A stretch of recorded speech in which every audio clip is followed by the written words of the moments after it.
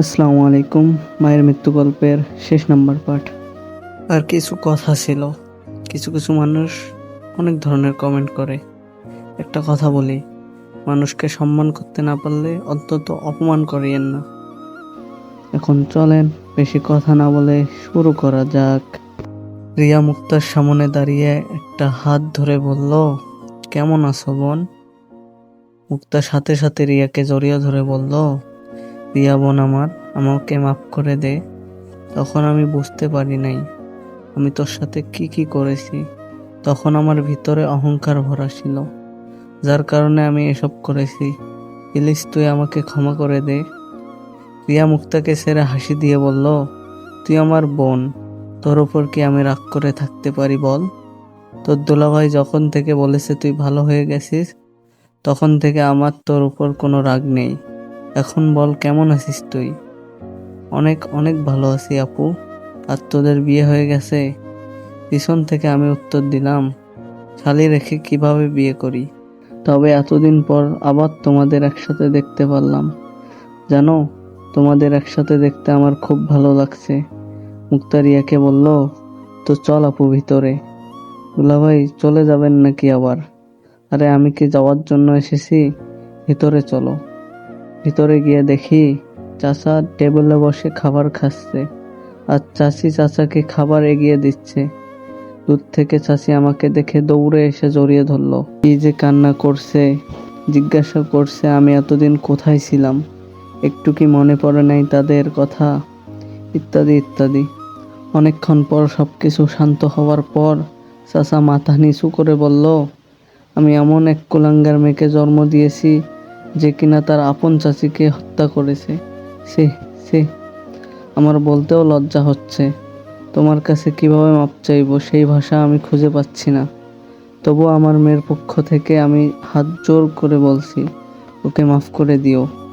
তাড়াতাড়ি চাচার হাত ধরে বললাম, সিসি এভাবে বলবেন না চাচা, পুরনো কথা মনে করে আর কষ্ট পেতে চাই না। যা কিছু হয়েছে সব কিছু আমি ভুলে গিয়েছি। আপনি যদি বলতেন তো মায়াকে। চাচি চিৎকার করে বলল, ওকে আমি ত্যায্য করে দিয়েছি, ওর নামও মুখে নেবে না বাবা। ওর মতো মেয়ে আমার দরকার নেই। এভাবে অনেকক্ষণ কথা হলো চাচা চাচির সাথে। শেষে রিয়াকে বললাম চাচা চাচিকে সালাম করতে। রিয়াও তাই করলো। চাচা আমাকে জিজ্ঞেস করলো, এই মেয়ে আমাদের সালাম করছে কেন?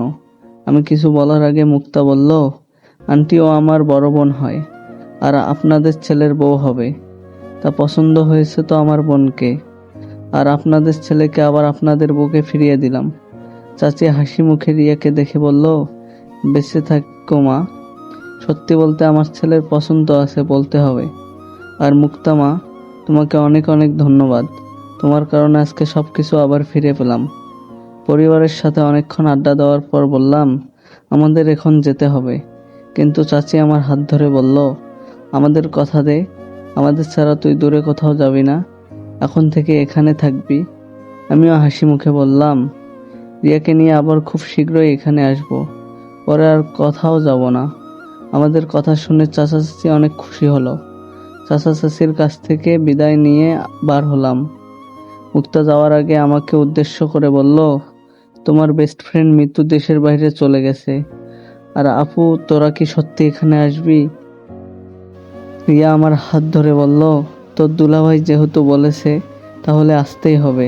ভালো থাকিস কেমন? আমরা খুব শীঘ্রই আবার আসবো। মুক্তাকে বিদায় করে সুমনের বাসায় গেলাম। রাতে সবাই রেডি হয়ে পরিরাজ্যে যাওয়ার জন্য রেডি হলাম। সে তো আমাদের জন্য আগে থেকেই যাওয়ার জন্য বাহন নিয়ে এসেছে। পরিরাজ্যে যেতে আমাদের অনেকটা সময় চলে গেল। যখন আমরা নিচে নামবো তখন তো আমরা সবাই অবাক হয়ে গেছি। পরিরাজ্যটা এত সুন্দর করে সাজানো হয়েছে বলার বাহিরে। সুমন তো বলেই দিল, বলতে হবে বন্ধু, তোর কপাল অনেক ভালো। এক তো বিশ্ব সুন্দরী বউ পেলি, আর এক হলো সে আবার পরিরাজ্যের রানী।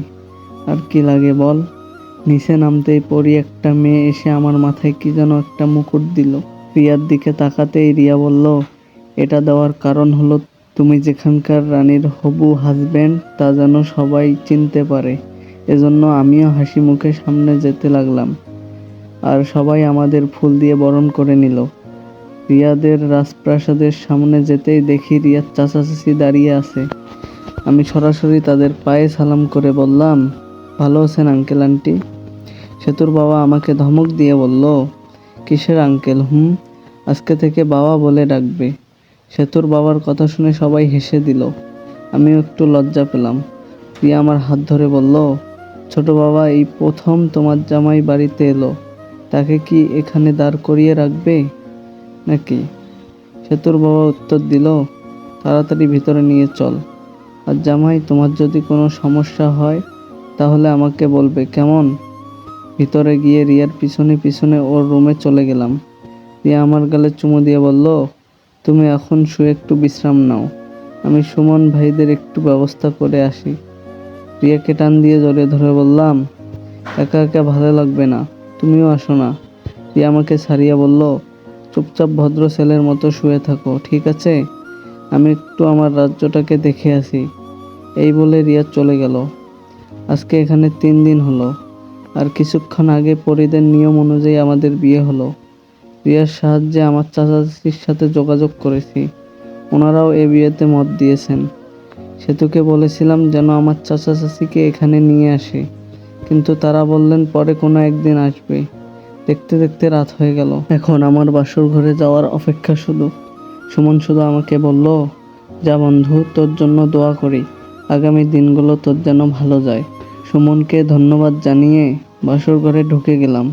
রুমের দরজা লাগিয়ে বিছানায় তাকিয়ে দেখি একটা নীলপরি বসে আছে, আর রিয়ার শরীর থেকে এমন একটা ঘ্রাণ আসছে আমাকে প্রায় পাগল করে দিবে দিবে অবস্থা। হঠাৎ রিয়া এসে আমার পায়ে সালাম করে বিছানায় গিয়ে বসলো। রিয়ার পাশে আমি বসে রিয়ার ঘুমটা খুলে বললাম, মাশা আল্লাহ, আমার বউ এক তো পরী, তার উপর আরো বিশ্ব সুন্দরী। কি বলে যে আমি তার প্রশংসা করব, সে ভাষা আমি খুঁজে পাচ্ছি না। রিয়া কোনো কথা না বলে সরাসরি আমাকে লিপ কিস করে কিছুক্ষণ পর ছেড়ে দিয়ে বলল, প্রথমেই মিষ্টি মুখ করালাম, ভালো লেগেছে না? আমি রিয়াকে টান দিয়ে বুকের মাঝে এনে বললাম, অনেক ভালো হয়েছে, আর আমি অনেক অনেক খুশি হয়েছি। আচ্ছা, আজকে তো আমাদের বাসর রাত, তোমাকে একটা কথা বলি, রাখবে তো? আমার বাবুটা বলবে আর আমি তার কথা রাখবো না? এটা তো হতেই পারে না। বলো বেবি, তুমি তো জানো আমার চাচা সবকিছু এ রাজ্যে আমার উপর বুঝিয়ে দিয়েছে, এখন তোমার মতামত কি? রিয়াকে শক্ত করে আমি জড়িয়ে ধরে বললাম, দেখো একটা কথা বলি, আমি আমার বাকি জীবনটা আমার মা বাবার কবরের পাশে কাটাতে চাই। চাচা চাচি বাসায় একা থাকে, আমি বলি কি, সেতুকে বলবে সবকিছু বুঝে নিতে, ওর তো প্রাপ্ত বয়স হয়েছে, আর মাসে একদিন তুমি এখানে এসে 3-4 দিন তোমার মন মতো থেকে যাবে। আর সেতুকে যেন এই রাজ্য চালানোর জন্য ওর বাবা মা সাহায্য করে, তাই বলবে। রিয়া আমার কপালে চুমু দিয়ে বলল, আমার বাবুটার বুদ্ধি আছে, বলতে হবে।